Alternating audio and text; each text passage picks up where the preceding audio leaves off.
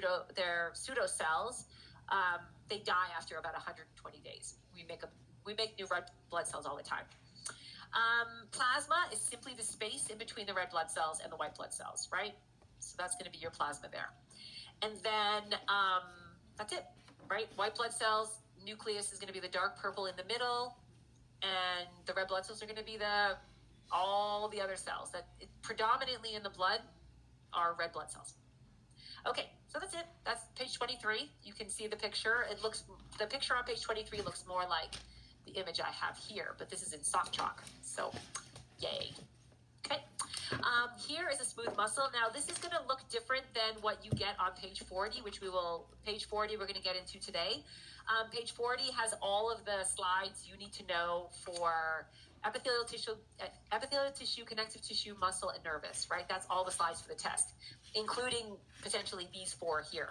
The reason this smooth muscle looks different, if you look on page 23, is because these are individual cells. They've kind of separated the muscle, and you can just see here one cell. This example here shows me one long kind of elongated cell with the nucleus in the middle. Okay. And then it's just like any other cell. The nucleus is it usually stains dark, which it does here. The cytoplasm is the light pink or purple in the middle, and then of course the cell membrane surrounds this. Okay, and you can see three or four cells in page 23. When we get to the muscle cells, maybe next week, but probably not. As per the schedule, we'll be doing that on the 12th. So, but regardless, when we do get to the muscle tissue, it's going to look different than this because this is just an individual cells, as we see in this image. We're going to get we're going to get an actual organ where we're looking at the layer of smooth muscle.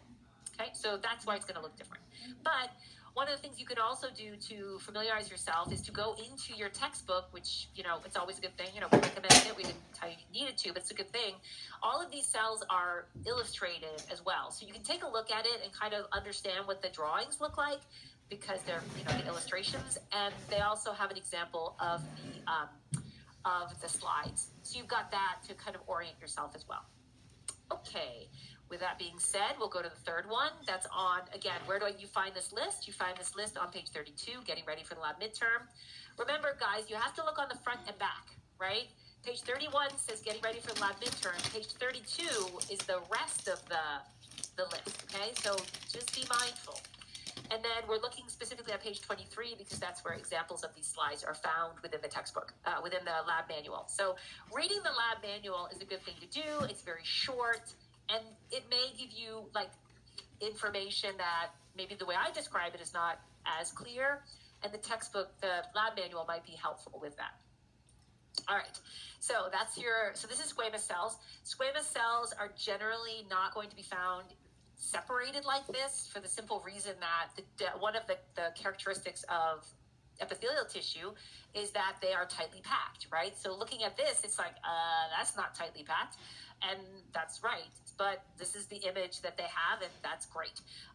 What is clear about this is that the squamous cells, basically we're looking down at the cell. If you're looking sideways, they're very flat. You can't actually even see it. All you see looking sideways is simply a flattened nuclei.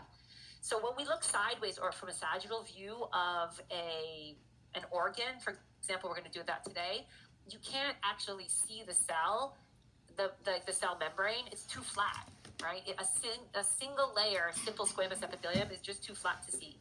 So this is a single layer, but we're looking at it from above. So we can see this kind of, it's not a very structured shape, right? It doesn't look like the cuboidal that you learned in class this week. It doesn't look like the columnar that you learned, right? There's a very distinct shape there. Here, there isn't. It's just a little bit, the name kind of gives it away, like squamous. It sounds like it's not very structured, and it's not.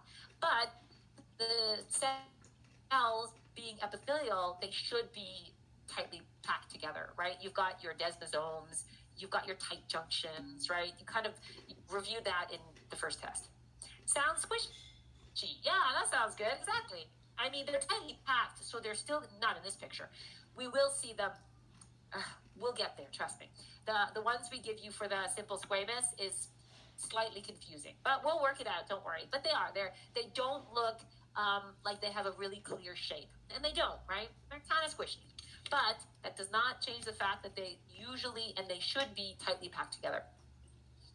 Your textbook, I think, has a good image of this look of the cell that are tightly packed. All right, so that's it. I just wanted to, I know someone asked about that, which is great. I appreciate that. So I just wanted to put that in there. So you have it, so you review it, and that's what we're doing. All right, so that is kind of wrapping up what we did before. So remember, guys, at this point, because we wrapped up the vast majority of the material for page 31 and 32, you need to have that memorized by Tuesday. Hopefully you have most of it memorized anyway. In other words, you have a large cell model, you know how to label it, you can do that with all the spelling. Mitosis model, microscope, knock it out. And then simply just review it as you start learning new material, right? You will not do well unless you stay on top of this material, right? And learning this material is a matter of memorizing it. Keep in mind that in the getting ready for the lab midterm, there may be something else. For example, under large cell model, you should know the structure and function of the following. So knowing the structure means you know what it looks like, right? Function means you know what it does. Now, if you studied well for your first test in lecture, you already know what all of these things are, right? If you didn't, you're going to have to make sure that you do so you don't lose points on lab. You got to stay on top of the material, right? So I hope you guys kind of see that. Okay, so that's where we are with that. Now, as per our handy dandy calendar, we're going to go ahead and jump into exercise 6. So if you would kindly turn to page 33, we're going to go through osmosis. All right, so I will share my file with you. And this is relatively straightforward. We kind of went through this already. The idea of osmosis has to do with the movement of water, right? Well, before that, it has to do with moving something from an area of high concentration to an area of low concentration, because osmosis is fundamentally a diffusive process, right? So it's diffusion.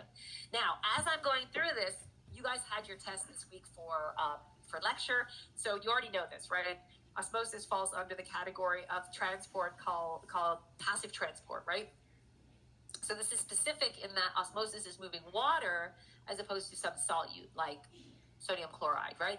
In this case, osmosis does not move any solute. The solute must stay where it is. What's moving is the water itself, right? That's the definition. Now, if you look on page 33, obviously I'm not going to read that for you because you're all literate, and it's helpful to read it, right? It's a good thing for you to take a look at. Me, I'm hitting the high points, right? Telling you what osmosis is, giving you an example, and then we're just going to go through it. But all of this is in your lab manual as well. So reading the lab manual, which is very short. I mean, this lab manual is not, it's packed with information. It's very good, but it's quite short. So preparing for class that way is always a good idea. All right, so let's go ahead and use a whiteboard here because sometimes I prefer that. So osmosis basically shares the idea of passive diffusion. So we're going to go from an area of high concentration to an area of low concentration. Now, there's a couple of things you need to know. You need to know the terms hypertonic and hypotonic, right? Now, keep in mind, hypertonic and hypotonic are not only specific to water movement or osmosis. You're going to find hypertonic and hypotonic in other areas of the body, unrelated to this passive diffusion of water. It's just the way it is. We recycle terminology. For example, most of you are probably familiar with the cortex of the brain and the medulla, right? The cortex specifically. Well, we have a cortex and the medulla all over the body. We've got it in the kidney, we've got it in the adrenal gland. It's all over the body. Why?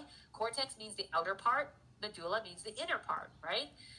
Same with hypertonic. Hypertonic means something that has a higher level. Hypotonic means something that has a lower level. In this case, we're going to be talking about osmosis, but this is not related to water. This is related to solute. Now, they give us the example of sugar on page 33. So sugar is a solute. We can have that as a solute, or what is typically used as well is sodium chloride. So these things dissolve in the solution, right? In this case, it's going to be water.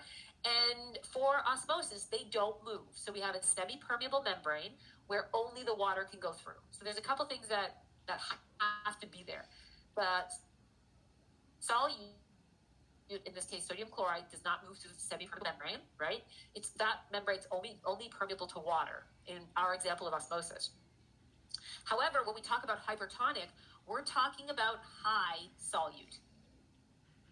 When we're talking about hypotonic, we're talking about low solute. That is absolutely critical to understanding this function. Now, it doesn't change the fact that when water moves, water will move from its high concentration to its low.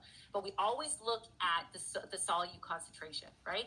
So, hypertonic, and of course, isotonic means things don't move. In the red blood cell, being isotonic is a good thing. In other parts of the body, being isotonic, equal inside and outside, is a very bad thing. So here we're going to look at hypertonic and hypotonic as it relates to the amount of solute. All right, so that's where we are. So let's create our scenario. We're going to create two containers. I use the word container to mean something that's self-enclosed and they're separate, right? That's how I use the word container, right? So in this case, we're going to look at a cell, and inside the cell is enclosed, and then outside the cell, right? These are two separate environments. And we're going to establish the concentration of solute based on these two separate environments. If they were one environment, it wouldn't work because based on diffusion, you would just have isotonic. Everything would spread equally. We don't want that. So we need to have two separate environments, okay? So in this particular case, we're going to have a cell, and we're not going to get into red blood cell right now. We're just going to talk about a cell, okay? So I'm going to say that my cell has a sodium chloride concentration inside of 90%. I'm just using really big numbers to illustrate this first, okay? And then outside the cell, I'm going to say that there's a 10% solution of sodium chloride, okay? Now, when I say in solution, I mean the cell sits in an environment, and that environment that the cell sits in is called in solution. Does that make sense, guys? Like having a beaker, solution's the water, and all my cells are in solution. Okay, that's it. So in this example, I've shown you like massive differences, 90% sodium chloride, 10% sodium chloride outside. Now, this is something you have to understand before I go on, based on what I said about hypertonic and hypotonic, which environment is hypertonic, inside the cell or outside the cell? Hypertonic means high solute. Hypotonic means low solute. That's right. So inside the cell is hypertonic. I'm just going to say hyper. No, you're tonic. Therefore, what is outside the cell, right? If inside is hypertonic, what's outside the cell? Hypotonic. That's right. I'm just going to say hypo, but no, you're tonic. So therefore, this cell is sitting in what solution? A hypertonic solution or a hypotonic solution? Based on what I said, this cell, the round circle, is sitting in a hypotonic solution. Exactly. So we established that. Awesome. Great job. And keep going, guys. I don't want to stop you. I can have 50 hypos. I'm fine. I want you guys to be involved. So you don't have to be the first one to answer the question. Exactly. It's just being engaged, right? Otherwise, it's super boring because I'm super boring. All right. So we established where we are here, right? This is really important to understand that high solute concentration is called hypertonic with osmosis, right? Low solute concentration, like sodium chloride, is hypotonic. So you got to know that. Why? Because there is an important thing, and it goes like this. Water follows salt. Right? Here we're using salt. Another way to say it is water follows solute. Because maybe it's sugar, right? Theoretically, the solute could be sugar, but most of the time in the body, we're talking about salt. So if water follows salt, do you think water is going to follow the high concentration of salt or the low concentration of salt? Well, it makes sense. Where do you think water is going to be drawn to? High concentration. Exactly. Water follows high concentration. That's why you have to know where is the hypertonic, right? You have to know that first. We've already established that based on these massive numbers, right? These massive percentages. So based on the fact that the inside the cell is hypertonic, we've established that. Where is the water moving? Is the water moving into the cell or is the water moving out of the cell? Careful. Where is my hypertonic solution? Inside or outside? No, my hypertonic solution, guys. Where's my hypertonic solution? My high concentration? Inside the cell. That's right. So my hypertonic solution is inside the cell. If water follows solute, which means water goes to a high concentration of solute, where is water going? Into the cell or out of the cell? It's going in. It's going in. It's going in. Exactly. It's going in because it's following that water, right? Now, That's it. Now I'm gonna flip these numbers because I'll give you. So still we have just a normal cell. It's not a big deal. Here's my cell. Inside the cell, I'm gonna say it's 10% sodium chloride, right? And 90%. Now keep in mind, I don't have to tell you numbers. I can tell you this cell is sitting in a hypertonic solution, right? I can say that. If I say this cell is sitting in a hypertonic solution, this is what you have to know. It looks like this. There's a higher concentration outside the cell. So the hypertonic solution is a higher concentration of solute, right? So wherever there's a higher concentration of solute, that's the hypertonic. We've now established that the higher concentration here is outside the cell. So I don't have to say 90%. I can just tell you this cell is sitting in a hypertonic solution. Yeah, it's going to swell like a hippo. That works.